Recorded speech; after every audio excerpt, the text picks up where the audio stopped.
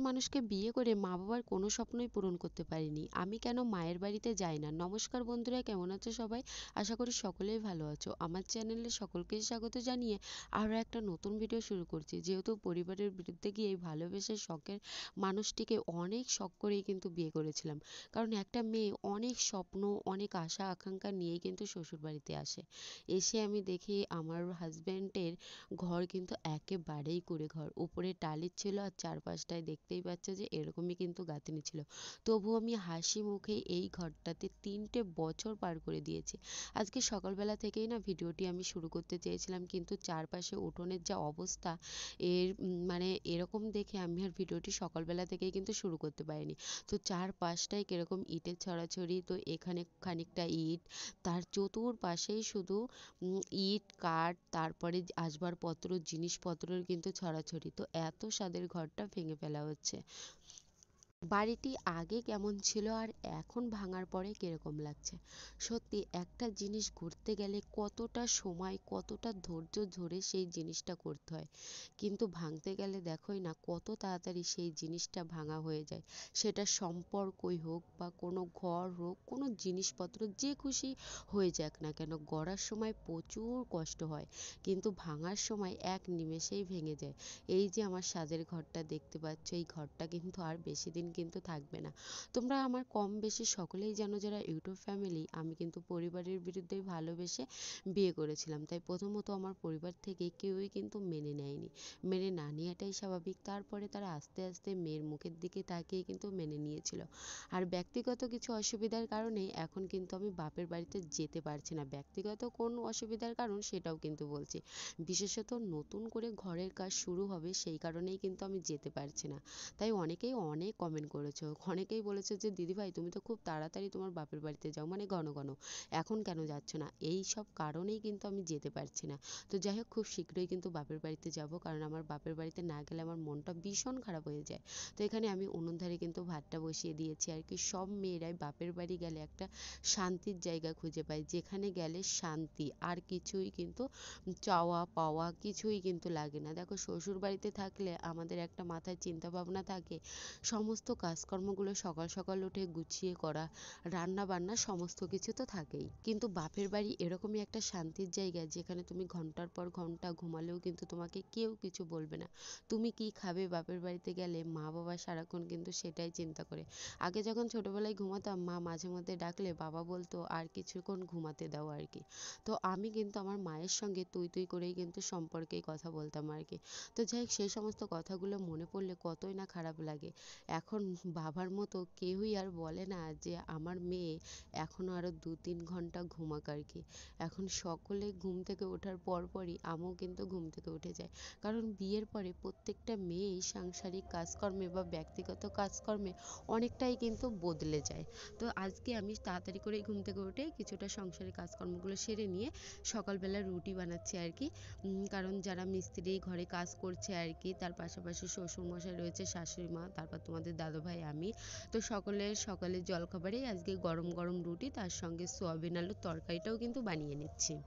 আগে যে মেয়ে সকালবেলা ওঠার অভ্যাস ছিল না, যে মেয়ে একটা রুটি গোল করতে পারে না, সেই মেয়ে এখন সমস্ত কাজের দিক থেকে কেন জানি না পারফেক্ট হয়ে গেছে আর কি। দেখো, প্রত্যেকটা রুটি কিন্তু আমার বেশ সুন্দরভাবেই কিন্তু ফুলছিল। আগে রুটি আমার তেড়া বেড়া হতো, রুটি বানাতেই পারতাম না, কিন্তু আস্তে আস্তে সমস্ত কিছুটাই শিখে নিয়েছি। মেয়েরা মানিয়ে নেয়ারই জিনিস, যেখানেই যায় না কেন সমস্ত পরিস্থিতিতেই মেয়েরা কিন্তু মানিয়ে নেয়। তো এখানে আমি প্রত্যেকটা রুটি কিন্তু বানিয়ে নিচ্ছি, আর আজকে কিন্তু অনেকটা রুটি কিন্তু বানাতে হয়েছিল, যেহেতু লোক সংখ্যা বেশি, তাই তো খাবারগুলোও একটু বেশি পরিমাণেই বানাতে হবে। তো যখন আমার এই রুটি বেলার তাওয়াটা, মানে রুটি ছাকার তাওয়াটা যখন বেশ পরিমাণে গরম হয়ে যাচ্ছে, তখন কিন্তু আমি তাওয়াটা নিচে নামিয়ে রাখছিলাম। আবার যখন রুটি বেলা কমপ্লিট হচ্ছিল, তখন কিন্তু আবার তাওয়াটা আমি উনুনের উপরে বসিয়ে দিচ্ছিলাম আর কি। তো এখানে আমার সমস্ত রুটিগুলো বানানো কমপ্লিট, সকলকেই কিন্তু আমি খেতে দিয়ে দিয়েছিলাম। তারপরে সবজির আলার কাছ থেকে এখানে আমি 3টে বাঁধাকপি নিয়ে নিয়েছি, আর এখন যেহেতু সবজির দাম ভীষণ পরিমাণে কমে গেছে, 3টে বাঁধাকপির দাম নিয়েছে কিন্তু মাত্র 10 টাকা আর কি। তো যাই হোক, সেই বাঁধাকপিটাই কিন্তু কেটে নিচ্ছি, যেহেতু দুপুরের রান্নাটা আমিই করব, তাই উনুন ধারে কিন্তু একপাশে আমি ভাতটাও বসিয়ে দিয়েছি, আর অন্যদিকে বাঁধাকপিটাও কিন্তু আমি কেটে নিচ্ছি। জানো তো বিয়ের আগে মা বাবাকে একবেলা না দেখলে মনটা ভীষণ খারাপ লাগতো। আমি তো আমার মায়ের ছাড়া কখনোই কিন্তু একা ঘুমাতেই কিন্তু পারতাম না। তো আমার মা কখনোই যদি আমাকে ছেড়ে মামা বাড়িতে চলে যেত আমি কিন্তু ভীষণ কান্নাকাটি করতাম। তখন কিন্তু আমার বেশ ভালোই বয়স। আর দেখো বিয়ের পরে দিনের পর দিন মাসের পর মাস বছরের পর বছর মা বাবাকে না দেখেই আত্মীয় পরিবারকে না দেখেই দিনগুলো কেন জানি না পার হয়ে যাচ্ছে। মনে পড়ে কিন্তু কোনো উপায় নেই। এখন যেহেতু সংসারের মায়ায় জড়িয়ে পড়েছি, আমারও একটা আলাদা সংসার হয়েছে, তাই তো আমার সংসারের দিকটাও বেশ ভালোভাবেই কিন্তু খেয়াল বা লক্ষ্য রাখতে হয় আর কি, সংসারের আনাচে কানাচে সমস্ত জায়গাটায়। তো বাঁধাকপিটা আমার রান্না করা কমপ্লিট হয়ে গেছে, তারপরে এখানে মাংসটাও কিন্তু আমি রান্না করে নিচ্ছি।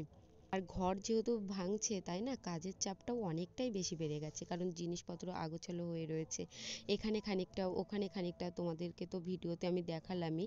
তো প্রচুর নোংরা হচ্ছে, সেরকম আমাকে ঘর ও কিন্তু প্রচুর পরিমাণে ঝাড়ু দিতে হচ্ছে, তার পাশাপাশি কিন্তু মুছেও কিন্তু নিতে হচ্ছে আর কি, কারণ আমি নোংরা একেবারেই কিন্তু পছন্দ করি না, যতটা পারি ততটাই কিন্তু সব সময় পরিষ্কার রাখারই কিন্তু চেষ্টা করি। এই যে এখন হচ্ছে এই চৌকিটা কিন্তু আমি পরিষ্কার করে নিচ্ছি, এর উপরে একটা পেপার বিছিয়ে তারপরে যে খাবার রান্না করে রেখেছি সমস্ত কিছুটাই কিন্তু আমি ওই পেপারের উপরেই হচ্ছে রেখে দেবো। আর আজকে হচ্ছে কিন্তু আমার শাশুড়ি মা বাড়িতেও ছিল, মা অন্য সমস্ত কাজকর্মগুলো করছিল, আর এদিকে আমি রান্নাবান্না সমস্ত কিছুটাই কিন্তু সেরে নিয়েছি। দেখো ভ্যানের ওপরেও কিন্তু অনেক জিনিসপত্র গাদি হয়ে গেছে, যেহেতু মা বাবার ঘরটা ওই যে আলাদা পাশে পেপারের চাল দিয়ে করা হয়েছে, তো আজকে থেকে তারা কিন্তু ওখানেই থাকবে। তো আমার চানটাও সারা কমপ্লিট হয়ে গেছে, এখন পুজো দেবো, তাই তো ঠাকুরের ঘরটা আমাদের ঘরেই আনা হয়েছে, তো খানিকটা কিন্তু বেশ ভালো করে আমি কিন্তু মুছে নিলাম। থালা বাসনগুলো ধুয়ে এনে ঠাকুরের এখন কিন্তু পুজোটা দিয়ে নিচ্ছি, পুজোটা দেওয়ার পরে তারপরে কিন্তু সকলের ভাতটা কিন্তু বেড়ে দেবো।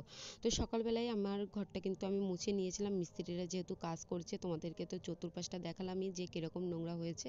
তো এখন আর ঘরটা কিন্তু আমি মুছলাম না, শুধু ঠাকুর ঘরের এখানটাই পুজো দেবো, তাই সামনেটা একটু মুছে নিয়েছি। একেবারে বিকেলবেলার দিকে কিন্তু মুছে নেবো, যখন মিস্ত্রিরা কাজ করে চলে যাবে তার পরপরই কিন্তু আমি ঘরটা কিন্তু মুছে নেবো।